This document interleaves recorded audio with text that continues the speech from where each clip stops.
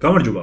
ეს ისტორია საინტერესო ფაქტებია და დღევანდელ ვიდეოში მოგიყვებით უცნაური დაკრძალვის მეთოდებზე, რომელთაც მსოფლიოს სხვადასხვა კუთხეში იყენებენ ან იყენებდნენ. მათი უმეტესობა ძალიან უგულოდ და არაადამიანურად შეიძლება მოგეჩვენოთ. თუმცა იმ კონკრეტული საზოგადოებისთვის, სადაც ეს ტრადიციები არის, მათი ყოველდღიურობის ნაწილია. ახლა კი დალაიქეთ და დავიწყოთ ვიდეო. ვიკინგური დაკრძალვა.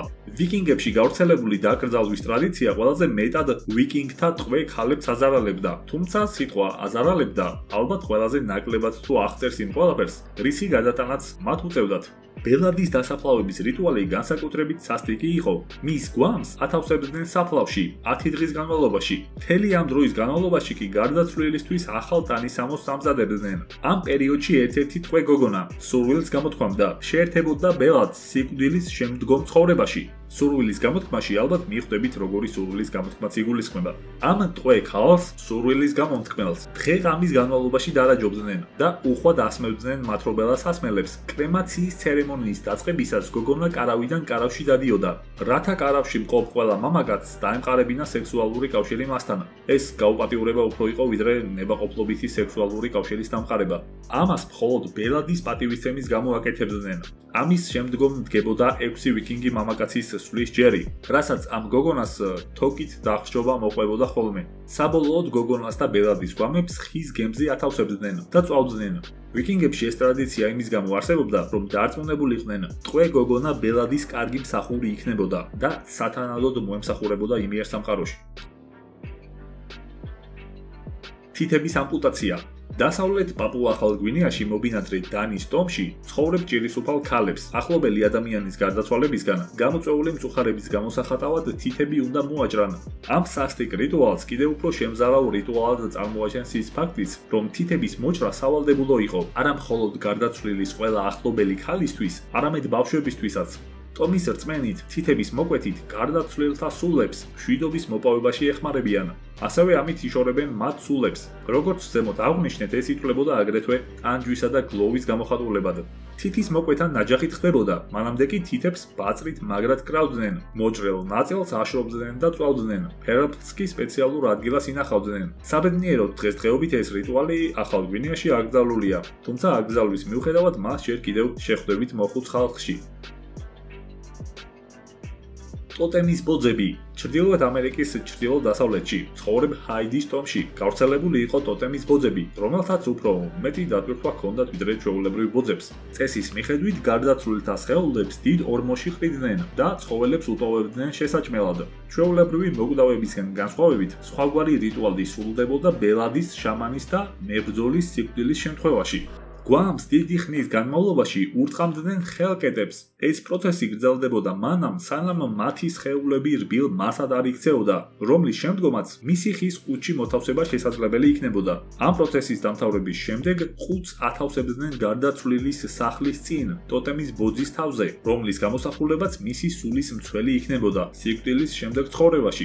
აქ ჩამოსულ მისიონერებს ხშირად აწუხებდათ ტოტემის ბოძებიდან გამომავალი სუნი. ზოროასტრული დაკრძალვა. ზოროასტრიზმის მიმდევრებში ერთი ასეთი უცნაური შეხედულება არსებობს.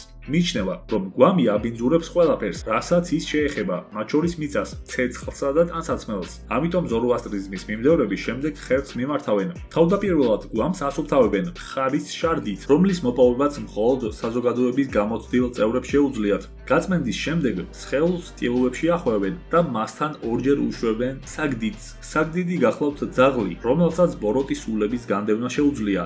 გლოვიარეების მოცვლის შემდეგ გვამს ათავსებენ დუმილის კოშკის სახურავზე და ტილოებს სპეციალური ხელსაწყოებით აცლიან. ხელსაწყოებით იმიტომ, რომ როგორც ზემოთ ვახსენეთ, მათთვის გარდაცვლილთან შეხება თავიანთი სხეულის დაბინძურებას ნიშნავს და ამ შეხედულებას კიდევ ბევრი გაგრძელება აქვს. საბოლოოდ მიცვალებული მშიერი ფრინველებისა თუ ცხოველების ლუკმა ხდება. თვალების ახვევა. დაკრძალვის ასევე უჩვეულო ტრადიცია აქვთ ფილიპინელ გლეხებს. ისინი გარდაცვლილს საუკეთესო ტანისამოში გამოაწყობენ და თავიანთი სახლის მთავარ შესასვლელთან სკამზე სვამენ. ისინი ცდილობენ გარდაცვლილს ისეთი გარემო შეუქმნან, თითქოს ის სიგარეტს ეწევა, ხოლო ხელში ჭიქა უჭირავს. ეს რიტუალი შესაძლოა რამდენიმე დღე გაგრძელდეს, სანამ კლიმატი და გარეული ცხოველები ნათესავებს ცერემონიის დასრულებას არ აიძულებენ.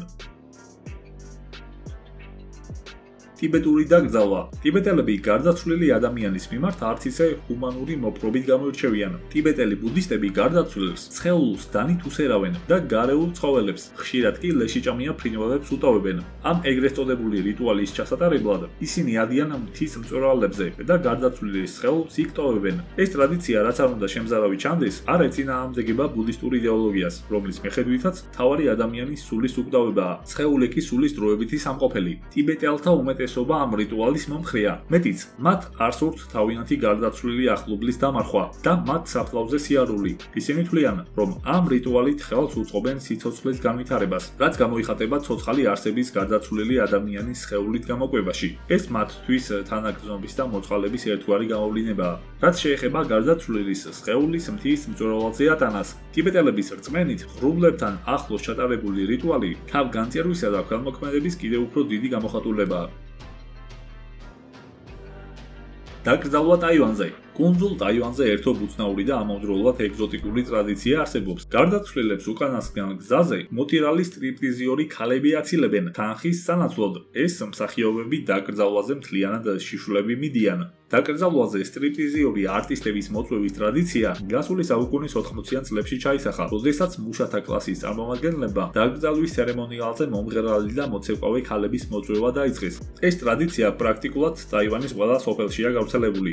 შიშველი ქალები დაკრძალვაზე სპეციალურად ნეონის ნათურებით განათებული სატვირთო მანქანით მიდიან. ადგილობრივები ამ ტრადიციას რამდენიმე მიზეზით ხსნიან. ტაივანელებს მიაჩნიათ, რომ ხიარული და ხმამაღალი მუსიკა გარდაცვლილთა სულებს იმ ქვეყნიურ ყოფასთან ადაპტაციაში ეხმარება. მათ სწამთ, რომ გარდაცვლილის სულები საიქიოში ახლობლებს ჩვეულებით ეგებებიან. არსებობს მეორე ვერსია, რომლის თანახმადაც ქვედა ღმერთებს უყვართ მსგავსი წარმოდგენები და სტრიპტიზი სწორედ მათთვის არის განკუთვნილი. ტაივანელების რწმენით, ქვედა ღმერთები არიან იმ ადამიანების სულები, რომლებიც სიცოცხლეში მეტად თვალსებულნი და პატივცემულნი იყვნენ სხვებთან შედარებით. და კიდევ არსებობს მესამე ვერსიაც.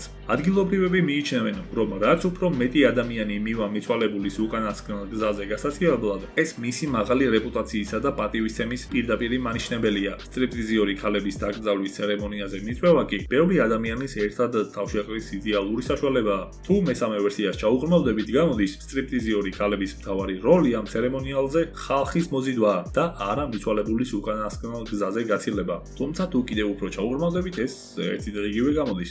და არსებობს მეოთხე ვერსიაც, რომელიც დანარჩენებთან შედარებით გაცილებით უფრო დამაჯერებელი და რეალურია. ამ ვერსიის თანახმად, ეს ცერემონია ასეთი პოპულარობით იმიტომ სარგებლობს, რომ ერთადერთ გასართობს წარმოადგენს სოფლის მაცხოვრებლებისთვის. აღსანიშნავია, რომ ცოტა ხნის წინ, მას შემდეგ რაც ერთ-ერთი ცერემონიის შესახებ პრესაში გაჟღერდა და სკანდალი გამოიწვია, ადგილობრივმა ხელისუფლებამ ასეთი ტრადიციების წინააღმდეგ ბრძოლა დაიწყო. 4 ვერსია იყო იმაზე, თუ რატომ არიან სტრიპტიზიორი ქალები დაკრძალვაზე. თუმცა ეს ისეთი რამეა, მგონი 4 ვერსიაც არ არის საკმარისი.